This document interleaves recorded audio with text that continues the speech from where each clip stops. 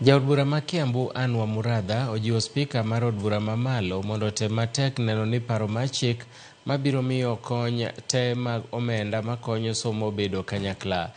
E seche mane ochiwo omenda mar siro som jopuonjre, Muradha noyango ni siro lwedo parono kendo jiwo jokanyo mamoko mondo teme neno ni paro mar chikno okal.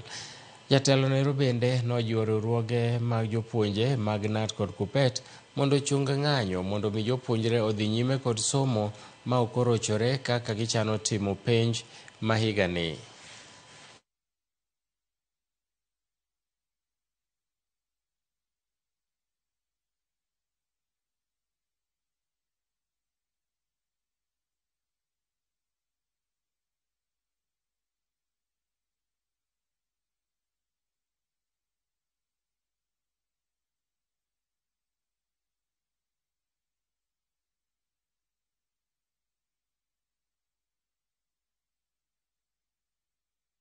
Listen, can we sit and start reasoning together? We have a nation to run. We have a future to give our children. I would request our teachers to give the government time. We are still trying to fix what they are requesting. We want to request our parents and even Kenyans in general to get to understand that the problems we are having in this model is that it is only a new model that is having teething problems. In a very near future, we're going to fix it and it's going to work. We are going to see how it's going to work. But from where I sit, and as a member of the Education Committee, I would still say it is the best. Because why are we moving from help to this new model? It is because we have had a problem with help. Help was being given a blanket to every student, even those who didn't deserve.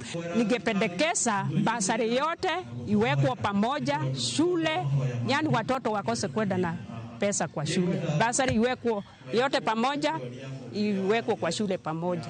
Apart from going to the strikes, see, the same teachers ndio wazazi. The same teachers are the ones who are telling us that hawataki kuona watoto wetu wakienda kwa streets. I wish our teachers, being the role models to all of us in the country, can stop going to the for strike in the streets. They should send their representatives to the executive, to the president, so that the president can sit down with the representatives. And I know the president has the goodwill of the teachers.